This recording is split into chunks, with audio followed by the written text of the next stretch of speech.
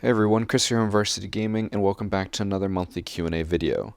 In the past, all the questions were asked by YouTube sponsors, but since I no longer have that program on my channel, now the questions will be asked from the community as an overall. I made a post on the channel a day ago, and I waited to see what questions would be asked, and I chose some of the top voted questions.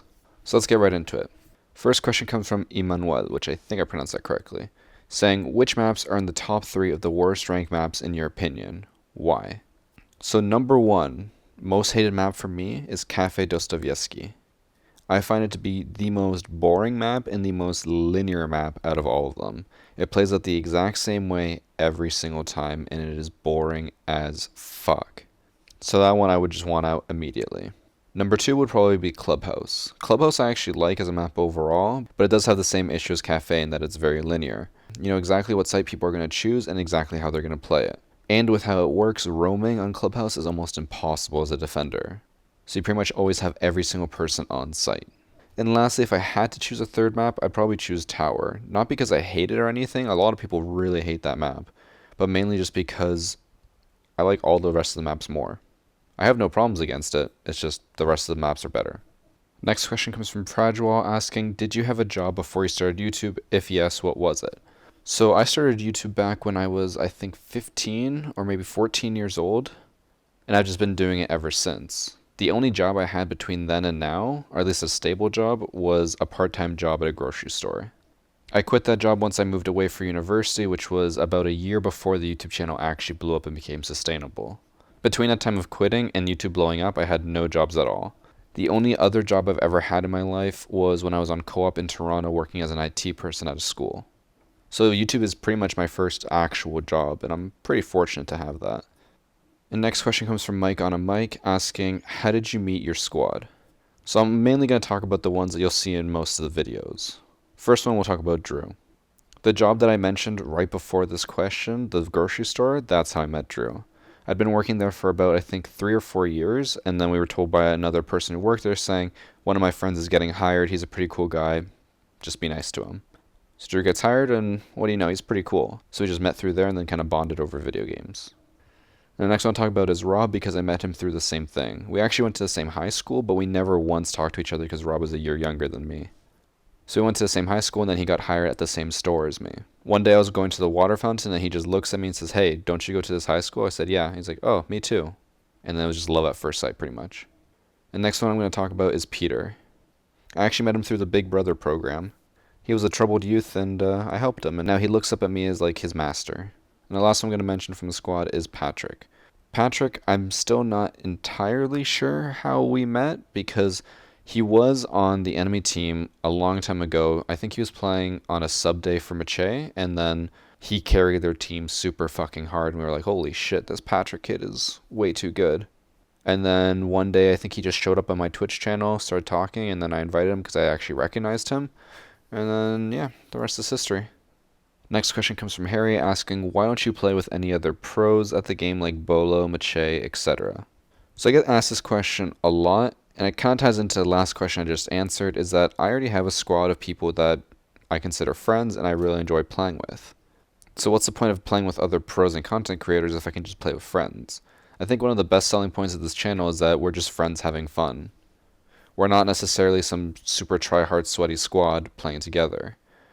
And I've mentioned this before, I'll say it again, I really am not a huge fan of playing with other content creators because some of them that I have played with in the past are always all about content. They're like, okay, we have to go this specific strat so I can get videos for this. Meanwhile, when I play with friends, I kind of do my own thing if I need content, otherwise we just play to have fun. And we don't really worry about end content. And I'm not trying to generalize them all. I know not all content creators are like that. I'm just saying that's my overall view of it. I probably will start playing with more as I get to know them, but for now I prefer to just play with friends because I enjoy playing with my friends. Next question comes from Ryan asking, anyway, how is your sex life? Can't talk about it? Next we have Borderline asking, do you have any pets? I actually don't, none at all. I still live at home, and my entire family, including myself, is allergic to both cats and dogs, and my mom overall just really does not like dogs. Growing up, we actually had a few pets. We had 3 birds and a turtle at one point, but once they died, we just never really bothered getting another one. We're also not really pet people.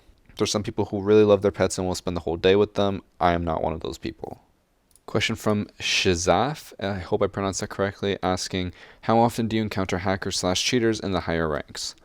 So best way I can answer this is the fact that I do not play on my main account almost at all anymore. This entire season, I think I got up to Diamond, lost Diamond, and I just stopped playing on that account overall. Because half the matches we were going up against other people were hackers.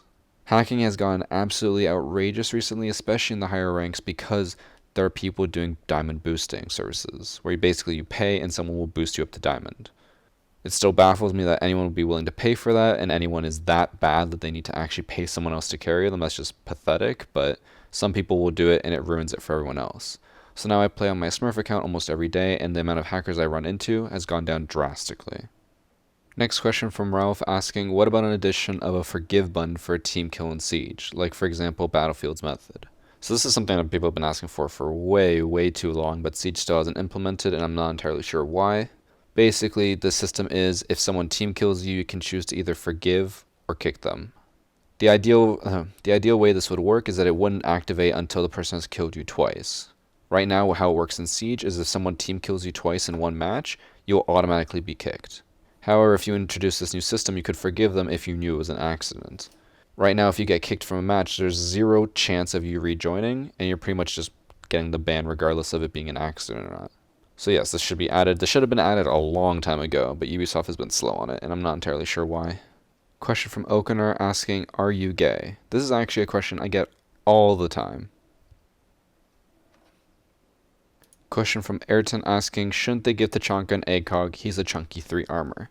So for those of you who haven't been around for a while, Ubisoft removed ACOGs from Jaeger and Bandit and said that they're only going to give ACOGs, for defense at least, to 3 armor operators.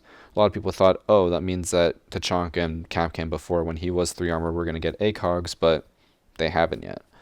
I think one of the reasons why they haven't is because Capcan got changed to 2 armor and 2 speed, and they have the same gun. So I'm not entirely sure on how the system of Siege works, but based on my understanding, it is very difficult for them to give 2 guns different attachments. So they probably can't give Tachanka an ACOG because that means that Capcan would get it.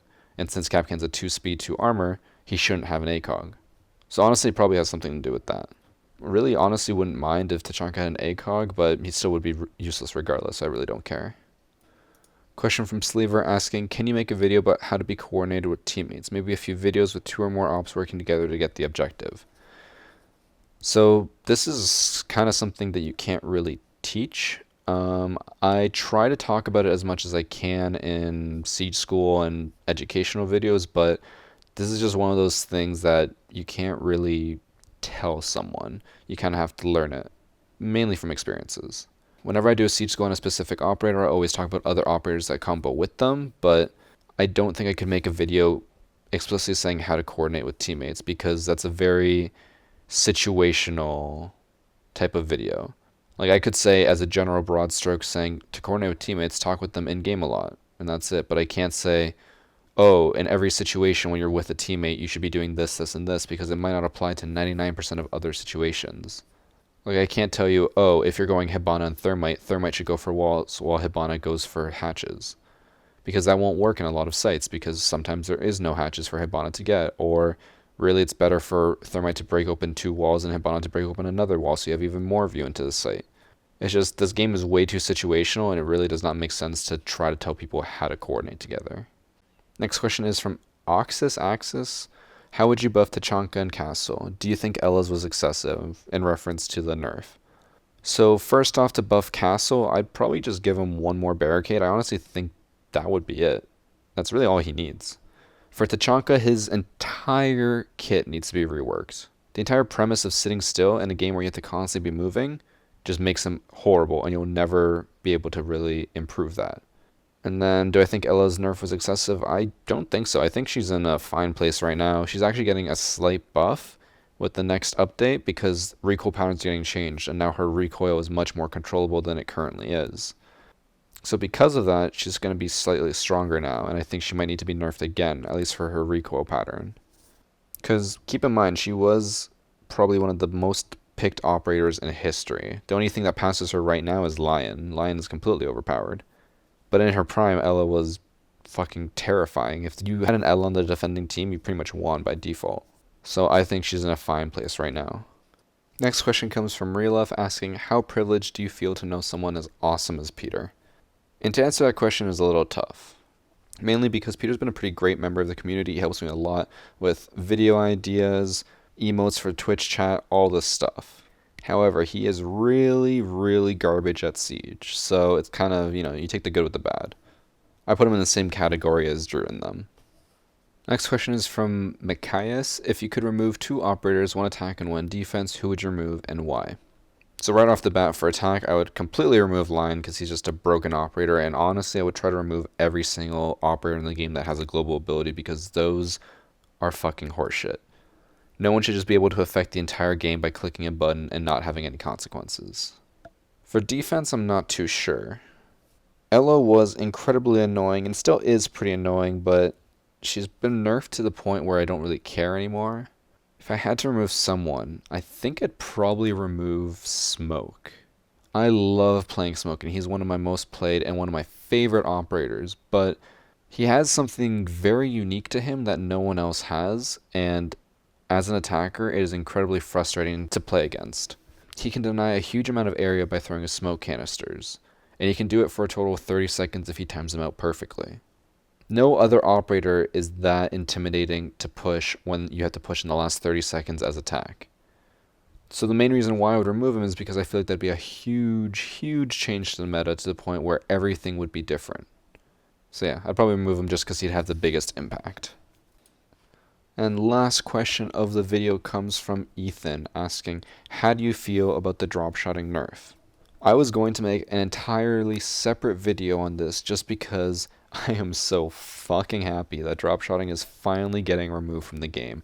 It is the most broken mechanic and has been a mechanic that Ubisoft themselves have said they want to remove for a long ass time, and now they are finally doing it. And to all of you fuckers out there who for the longest time were saying, oh, dropshotting's a skill, just learn to adapt. If Ubisoft didn't like it, it would already be gone by now. All I have to say is a big fuck you to all of you, because now you finally know that dropshotting was not meant to be in the game. And I can't wait to see all of you fuckers lose your rank from platinum down to silver when you realize you can't dropshot anymore. Because let me tell you, there are way too many people in plat and diamond just because they dropshot. If you were to take away dropshotting from them, they have 0 skill in a gunfight. So I cannot wait to see that. And to all you guys who never dropshotted before or refuse to dropshot, I love every single one of you. But to all the dropshotters, fuck you. Alright, and that's it for the Q&A of April. Thank you guys for watching. I'll be back with another Q&A next month. Keep an eye out on the community tab. That is where I'm posting the thread for people to ask questions every month. So thank you to everyone for your questions, and I'll see you in the next video. Take care.